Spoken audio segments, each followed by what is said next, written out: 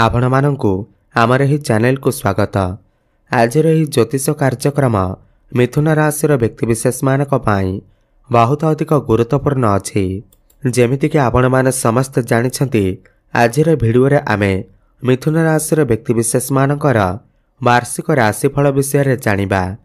पूरा वर्ष सारा आपण मानकर जीवन रे कौन सबु बड़ परिवर्तन हेबा सब किछि जानिबा एही भिडियो माध्यम रे। आपणकर स्वास्थ्य, शिक्षा, प्रेम, वैवाहिक जीवन, भाग्य, क्यारियर किपरि रहिबो एही नुआ वर्ष रे। नवग्रह मानकर गोचर आपण को केउ भली फल प्रदान करिबो, आपण केते शुभ फल प्राप्ति करिवे एवं केते अशुभ फल प्राप्ति करिवे। बृहस्पति, शनि, राहु, केतु आपण को केउ भली फल प्रदान करिवे एही समस्त विषय रे आज एही भिडियो रे विस्तार भाव आलोचना करिबा। एहा पूर्वरु जदि आपणकर भी मिथुन राशि हुई थाए एवं आपण भी ईश्वर को सच्चा हृदय भक्ति करुथांती, विश्वास करुथांती, तेबे एही भिडियोटी को लाइक करी कमेंट बॉक्स रे जय मां लक्ष्मी, जय शनिदेव अवश्य लिखि दियंतु। तो सर्वप्रथमे जानिबा वर्ष आरंभरु आपणकर कुंडली रे नवग्रह मानकर स्थिति किपरि रहिबा। एहा पूर्वर मु आपण मानकु कहिबाकु चाहिबी एही कार्यक्रम आपणकर जन्म राशि चंद्र राशि उपर आधारित। आपणकर जदि मिथुन राशि हुई थाए एवं आपणकर जदि मिथुन लग्न भी मध्य हुई थाए आपण ही भिडियोटी को देखि पारिबे। देखंतु आपणकर मिथुन राशि वर्ष आरंभरु आपणकर प्रथम भावरे देवगुरु बृहस्पति विराजमान रहिबे। आपणकर तृतीय रे केतु विराजमान रहिबे। आपणकर सप्तम भावरे सूर्य, शुक्र, मंगल एवं बुध विराजमान रहिबे। आपणकर नवम भावरे भाग्य भावरे राहु विराजमान रहिबे एवं आपणकर दशम भावरे क्यारियर भावरे शनि विराजमान रहिबे।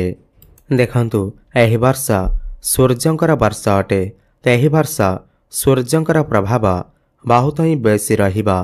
देखंतु आपणकर लग्न रे वर्ष आरंभरु बृहस्पति बक्री अवस्था चलन करुछंती। 11 मार्च ठारू बृहस्पति आपणकर लग्न रे मार्गी चलन करिवे एवं बृहस्पति आपणकर राशि पाई आपणकर क्यारियर बा कर्म भावर अधिपति अटंती। तो वर्ष आरंभरु आपणकर क्यारियर क्षेत्र रे कर्म क्षेत्र रे बहुत अधिक उन्नति प्रगति करिवे, दक्षता प्रतिपादन करिवे। निजर दक्षता अनुसार आपणकर कर्म क्षेत्र रे भल सफलता प्राप्ति करिवे। जेहेतु आपणकर राशि पाई एही वर्ष शनिंकर 7.5 कि शनिंकर अड़ेई नाही, ताहेले चिंता करिवार कोनोसी आवश्यकता नाही। एही वर्ष आपणकर दशम स्थान रे शनि मध्य विराजमान रहिबे एवं दशम भावर अधिपति बृहस्पति लग्न रे विराजमान रहिबे जून मास पर्यंत। जून मास पर्यंत जो माने पदोन्नतिर अपेक्षारे थिले, प्रमोशन अपेक्षारे थिले, सेमानकु निश्चिंत भावर प्रमोशन मिली पारे एवं जो पिलामानकर जो माने बेरोजगारी थिले, जो मानक पाखरे कोनोसी भी चाकरी बाकरी नथिला, तो सेमानक पाई चाकरी मिलिबार सुवर्ण सुजोग मध्य बनिबा एवं आपणकर स्वास्थ्य जदि किछि समस्या लागि रहितला ताहा सब धीरे धीरे दूर हेबा। एही वर्ष आपणकर जहाँ भी स्वास्थ्यगत समस्या थिला ताहा सब दूर हेबा। आपण स्वास्थ्यवान अनुभव करिवे। देखंतु बृहस्पति जेउठारे बसी थांती सेठारे तो शुभ फल प्रदान करि थांती, किंतु तांकर दृष्टि जो भाव उपर को पड़ी थाए सेठारे 2 गुणा अधिक शुभ फल प्राप्ति होई थाए। बृहस्पति आपणकर लग्न रे बसी आपणकर पंचम, सप्तम एवं नवम भाव को दृष्टि देबे। एही वर्ष जो माने व्यापार वाणिज्य करुछंती, जो माने बिजनेसमैन अछंती, तेबे एही वर्ष आपण मानक पाई बहुत ही भल अछि। एही वर्ष आपणकर व्यापार वाणिज्य रे ग्रोथ देखिबा को पाइबे। आपणकर डेली इनकम मध्य बढ़िबा। आपण जदि आपणकर आय को बढ़ाइबा को चाहुछंती तेबे एही वर्ष आपण मानक पाई बहुत भल समय रहिबा। आपणकर फाइनेंशियल ग्रोथ हेबा। आपण किछि नूतन व्यापार मध्य आरंभ करि पारंती, किछि एक्स्ट्रा इनकम करबा को मध्य भाबी पारंती। देखंतु मार्च मासरे गुरु आपणकर मार्गी अवस्था को आसीबे, तो मार्च रु नै करी जून मास भितरे आपण जदि आपणकर क्यारियर रे किछि बड़ परिवर्तन करने को चाहते ताहले निश्चिंत भाव करें। आपण जदि ट्रांसफर करने को चाहते कौन सी भल स्थान रे चाकरी करने को चाहते ताहले आपणक पई बहुत भल समय रहिबा। एहि वर्ष आपणकर भाग्य क्षेत्र में मध्य उन्नति देखा मिलिबा। आपणकर मन धर्म आड़ को जाइपारे। आपण को जून मास भितर आपण कौन धार्मिक स्थान को यात्रा करिपारंती, कौन दूर स्थान को यात्रा करिपारंती। आपणकर गृह किछि शुभ मांगलिक कार्यर आयोजन होई पारे। जदि आपणकर विवाह बयस हो जाइछि, दीर्घ दिन धरी आपण विवाह पई चिंतित थिले, घर को प्रस्ताव आसुथिला हेले भांगी जाउथिला, किंतु जून मास भितरे आपणकर घर को विवाह प्रस्ताव मान आसीबा एवं सुनिश्चित आपणकर विवाह फाइनाल हेबा सहित विवाह मध्य होइजिबा। एवं जो दंपति माने संतानर आशा रखिथिले, दीर्घ दिन धरी संतानर कामना करुथिले, तेबे सेमाने एही समय रे चेष्टा करंतु। सुनिश्चित आपणकु संतान सुख प्राप्ति हेबा। एवं आपणकर जदि संतान अछंती, एही वर्ष आपणकु संतान मानक ठारू किछि खुशी खबर मध्य मिली पारे। संतानक द्वारा आपणकु सम्मानित करा जाई पारे।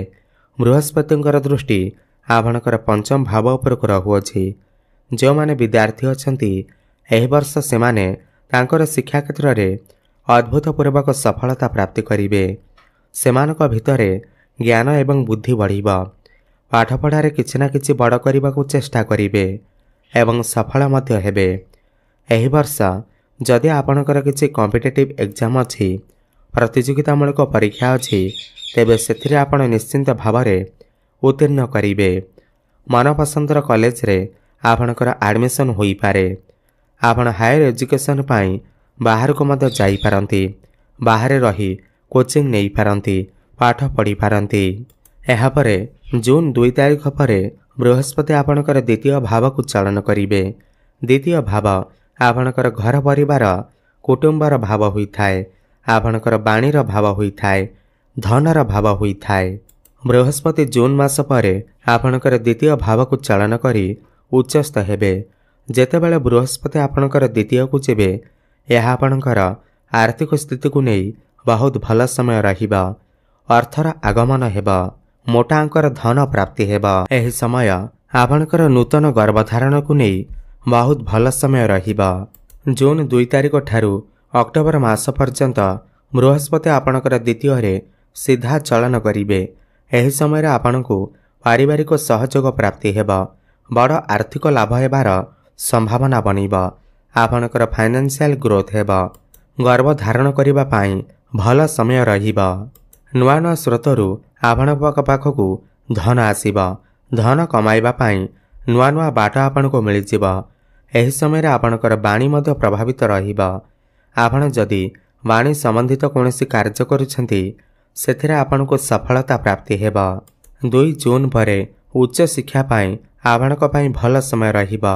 बैंकिंग परीक्षा पाई, सरकारी परीक्षा पाई आपणक पाई भल समय रहिबा। देखंतु 14 एप्रिल रु 15 मे पर्यंत सूर्य आपणकर लाभ स्थान रे उच्च हेबा फलरे आपणको लाभ ही लाभ प्राप्ति हेबा। समस्त क्षेत्ररू आपणको लाभ प्राप्ति हेबा। सरकारक ठारू किछि लाभ मते देखा देई पारे। जदि आपण सरकारी क्षेत्र रे कोनोसी कार्य करूछंती, तेबे सेथिरे उन्नति परिलक्षित हेबा। बड़ भाई भौणी मानक सहित आपणकर संपर्क बहुत भल रहिबा। एही समय रे आपण किछि उच्च पदवी रे मध्य पहुंची पारिबे। समाज रे आपणको मान सम्मान प्राप्ति हेबा। लोकप्रियता आपणकर बढ़िबा। आपणकर अटकी रहि जाइथिबा समस्त कार्य पुणी थरे चालू हेबाकू लागिबा। आपणकर मनरे जहाँ भी किछि इच्छा अभिलाष थिबा, मनस्कामना थिबा, एही समय रे ताहा पूर्ण हेबा। आपण एही वर्ष किछि भूमि, प्रॉपर्टी, जमी किमा नूतन जानवाहन किछि क्रय करि पारंती। घर को किछि मेसिन जातीय जिनिस, इलेक्ट्रोनिक जिनिस क्रय करिके आनी पारंती। एवं जो माने भी तांकर प्रॉपर्टी को सेल करबा को चाहुतिले, एही वर्ष सेमानकर प्रॉपर्टी बहुत सहजरे सेल होई जिबा एवं मोटा अंकर पैसा मध्य पाइबे। एवं आपणकर मांकर स्वास्थ्य रे जदि किछि समस्या रही अछि, ताहा एही वर्ष दूर होई जिबा। पितांकर साहाय्य सहयोग आपणको प्राप्ति हेब। जून मास परे आपणको गुप्त स्रोतरू धन प्राप्ति होई पारे। आपण जदि किछि गुप्तरे रही कार्य करुछंती आपणको सेतिर सफलता प्राप्ति हेब। जो माने साइंटिस्ट अछंती, रिसर्च क्षेत्र अछंती, ज्योतिष विद्या अध्ययन करुछंती सेमानक पई भल समय रहिबा।